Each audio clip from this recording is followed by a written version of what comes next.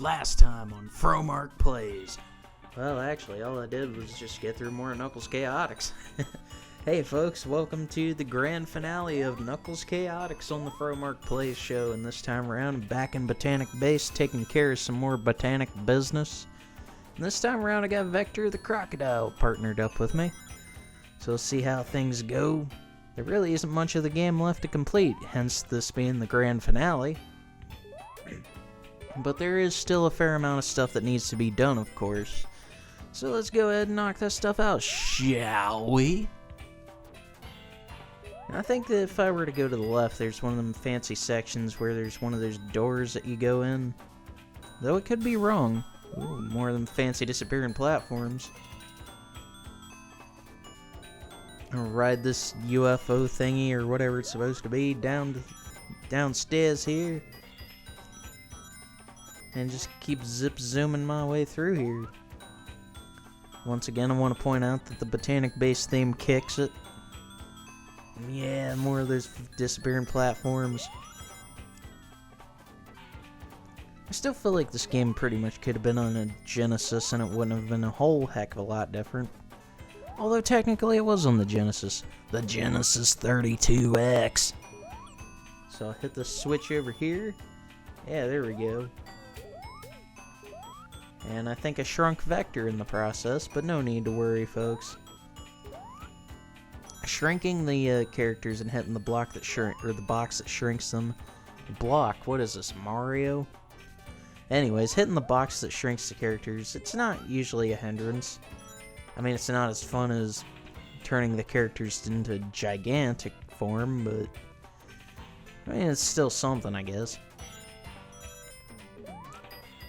I gotta say, it is a little unsatisfying if I get 100 rings, and I mean, you don't get extra lives out of it, which is kind of a disappointment. Since there's no live system in the game, but it is what it is. Just ride that platform. And hey, wait a minute. It's the boss of Botanic Base, folks. Let's see what Eggman's got cooking this time around, shall we? Looks like some of the ground is collapsing. And this is actually my favorite boss theme in the entire game. As this one slaps. I'll just let it play for a second.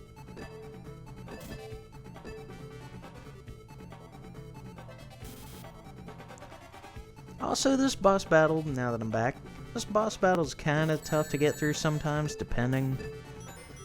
Because, I mean, you're just kind of bouncing around like a yo-yo a little bit, and sometimes it's just a little hard to hit Eggman.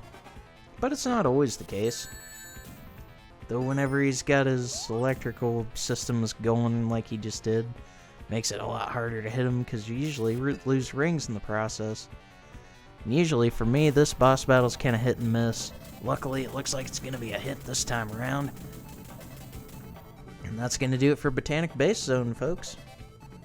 Actually, now that's going to do it for Botanic Base Zone, folks.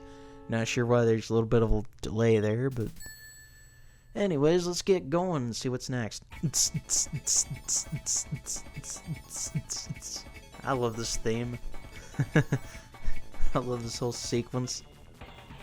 Actually, it looks like I still got some unfinished business in Techno Tower, as I still got 4 and 5 to deal with.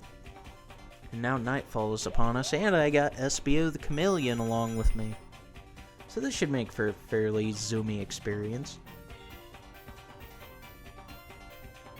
Once again, gotta ride another elevator. It's all fine and good. But it kind of makes me wonder if all the levels of Techno Tower are pretty much exactly the same. I've never sat down and looked up the maps for these levels, so I don't know. But I mean, they all start off with an elevator, and the goal is pretty simple, and you can get through the zone pretty quickly. Your guess is as good as mine, unless there's actually facts to back it up. Yeah, might as well. Yeah, now I'm gonna grab that blue ring there. And somewhere around here, I can launch SBO. Which I'm gonna need to do, actually, if I want to continue to proceed. Actually, no, it's not. See if I can get those rings. Nah, I just gave up on the rings. Not those rings, though. Not like it matters. Rings don't really matter in this game as long as you have at least one. Because, of course, if you get hit, it'll just take you back to the hub world, which is never much fun. Because it's like a couple extra minutes out of your way. It would just be better to have a life and death system, in my opinion, personally. And checkpoints. That's something that's kind of bizarre about this game. There's no checkpoints. But I'll tell you what there is. The end goal. And this level has been cleared, folks. Looks like I got one more thing to do in Techno Tower. And I'm willing to guess that that will be what I take care of next. Of course, I usually don't watch much of the Let's Play footage beforehand. And I was right, though. Heck yeah. Looks like this is gonna do it for Techno Tower. And part of me is willing to bet that this is the last regular level in Knuckles Chaotix. As morning is upon us now, as the day-night cycle does its thing. Ride that elevator once again, for the final time.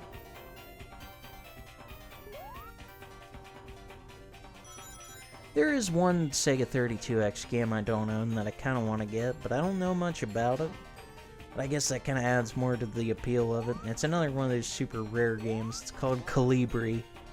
And all I know about it is you play as a bird, and it's super rare. Seems like it'd be one of the highlights of the 32X in that case. I mean, it kind of I would assume it is, since it costs as much as Knuckles Chaotix does nowadays. But seriously, I recommend getting this game if you don't have it, because it's just going to keep getting more and more valuable. That's just kind of what drove me to getting another Sega Saturn, as I owned a Sega Saturn in my younger days, but I ended up having to part with it. And then there was another time I had a Sega Saturn and I had to part with it. But the third time's a charm, they say, and I've got my third and current Sega Saturn, and I have no intention on parting with it, as there's really no situation that would make me have to part with it. Of course, any chance for me to talk about the Sega Saturn, because I absolutely love the Sega Saturn, despite the fact that it was a massive failure for Sega.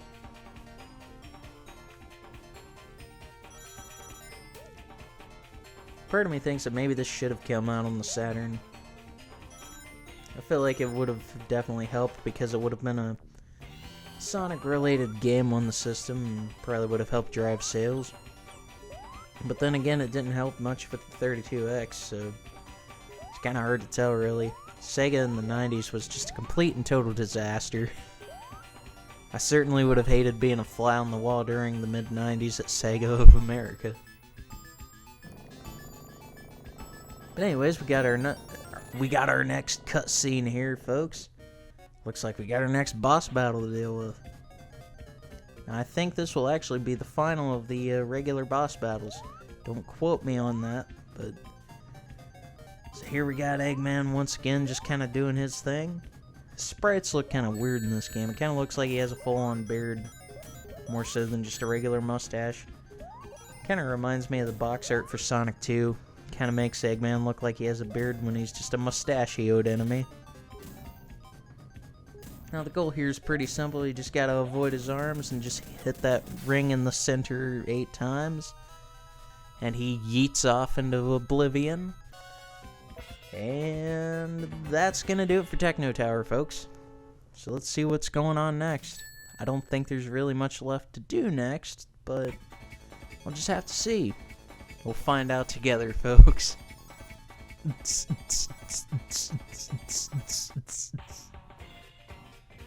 And hey, I was right. The main game has been completed, folks. Otherwise, I wouldn't be back in the hub world. Normally, I would cut this out, but to show it off just one last time in the playthrough for old time's sake. Let's see, who do I go with next? Oh, looks like I'm gonna finish the game off with Charmy. Sounds good to me. So I guess it doesn't really matter at this point.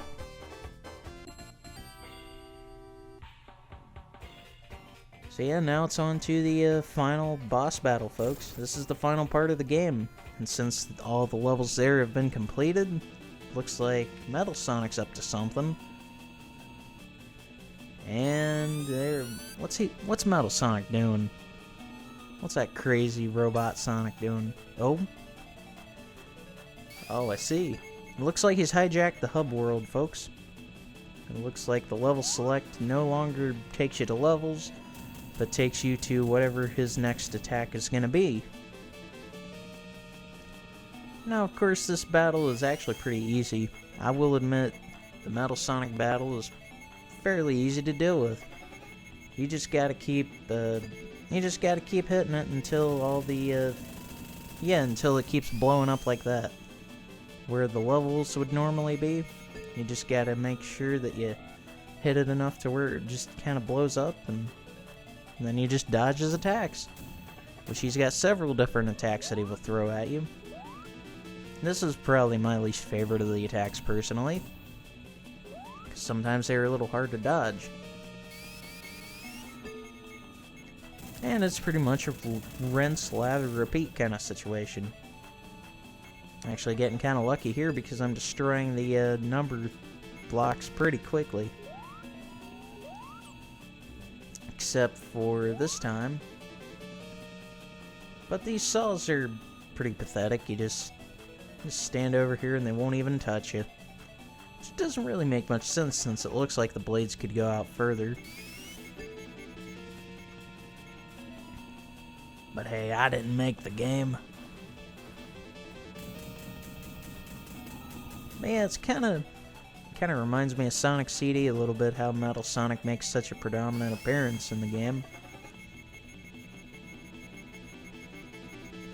And let's see here. Nope. Just gotta dodge a few more attacks. No need to worry, really. Oh. If I can avoid getting hit, of course. And let's see here. And boom. Alright. Once again, just gotta avoid these buzz saws. If I can manage not to get hit, that would be great. No need to worry, really, though. And even though you're not given any rings for this section, as long as you wait long enough for your partner to respawn, you should be a-okay. And I just gotta blow those last two up. May take a minute, but that's all fine and good. Once again, I gotta deal with the saw blades.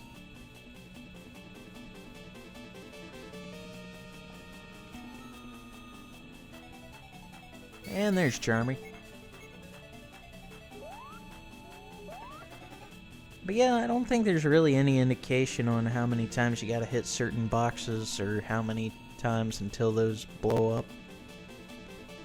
And it's just kind of a waiting game, I guess.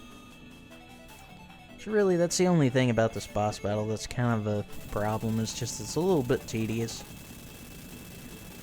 Aw, yeah. Now you're thinking, even though this part's blown up, you're thinking, yeah, I just beat the game. Except no, you have not. Now, regardless of whether you got all the Chaos Rings or not, this will still show up and you'll still have to do this next section here, which is Eggman's last-ditch effort to get Metal Sonic to destroy the island. And this is called Metal Sonic Kai. This is basically a giant version of Metal Sonic that I guess harnesses the power of the Chaos Rings, maybe? I'm not really sure. But just like the main Metal Sonic, or the regular Metal Sonic battle, it's pretty easy. You can knock this out fairly easily. But yeah, I wasn't sure at first when I heard it. I wasn't sure if it was called Metal Sonic Kai or Metal Sonic High. But it's Kai, like Dragon Ball Z Kai. Which was it wasn't my introduction into Dragon Ball Z, but it was what got me into the series. I know that's probably kind of hard to hear for a lot of diehard fans of Dragon Ball Z, but hey, that's just what was on at the time, and I still remember when that first aired on Nickelodeon, and I was like, ugh, I just can't get into it. And then, like, about halfway through its North American run, I started getting into it, and the next thing I know, it disappeared from television for like 3 years, and it took them forever to actually finish the series. Even if it was just a remake of Dragon Ball Z, but still. It seemed kind of weird that they left it hanging so long. But that's neither here nor there. Anyways, back to Metal Sonic Kai. Previously on Metal Sonic Kai. And now you just gotta avoid these laser beams and hit him when he's not firing the laser beams or charging it. And I prefer to go over to this corner over here because he'll follow you. It makes it easier to hit him. However, I do not remember how many times I'm supposed to hit him. But I gotta be getting pretty close if I do say so myself. I like the way these platforms look, these walls, the floor that I'm on, as well as the walls on the side. Neat little effect. I just wish I would have did more with this level, because for a final boss, this just seems a little bit too easy. But that's the final bunk to Metal Sonic Kai, and that's actually going to do it for Knuckles Chaotix, folks. That's literally it. That is the end of Knuckles Chaotix. And if I do say so myself, I think that's pretty cool. But yeah, so all the Chaos Emeralds have been... Chaos Rings have been acquired. And the day is saved. Now, if I didn't get all the Chaos Rings, there would be an alternate credits ending that plays where the island is on fire and Metal Sonic Kai just kind of floats in the background. It's a little bit creepy if I do say so myself. But I'm not going to show that off in this playthrough, as I just want to get out of here. This playthrough has gone on long enough. Ah, yes, Door into Summer plays over the credits. And now it goes into a bit of a credits medley. These are always nice. Ah, yeah. Now it's rolling into some of that Botanic bass. But yeah, overall, I guess I'll go ahead and give my final thoughts on Knuckles Chaotix. I think it's a pretty good game. I think it's a little undercooked, though. And I think there are certain things I would definitely change about it if I was in charge of it. Mostly just the length. I feel like this game goes on way too long for a 90s Sonic game. But I guess I get what they were kind of going with at the time. They wanted to make a bigger adventure. They wanted to make something big that would stand out. However, this definitely wasn't it. I mean, I guess it's a standout if you have a Sega 32X. Which actually, I will take suggestions for Sega 32X games to not only play on the channel in the future, but to just play in general. As even though I have a 32X, I only own 4 games for it. Of course, there's 4 games being Knuckles Chaotix, Virtua Racing Deluxe, Star Wars Arcade, and... ah, crap, I should know this. Doom! I mean, I should know that right off the bat. After all, I talked about Doom 32X a little bit earlier.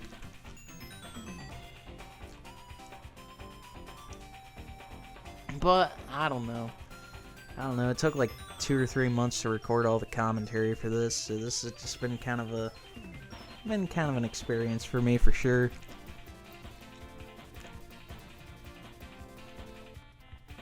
And I'm sure a playthrough of Knuckles Chaotix is an experience for anyone. Whether good or bad, I guess that's up to you to decide. Personally, I would give this game like a 6.5 out of 10. It's not in my top 10 favorite Sonic games, but it's definitely a good Sonic game in some regards. But yeah, it looks like I'm right at the tail end of this, huh? Thank you for playing! Well, you're welcome, game. Presented by Sega Enterprises Limited, Ltd. Anyways, folks, this is Fromark, and I thank y'all for tuning into this Knuckles Chaotix playthrough, and I'll see you for whatever it is I do next. See you then.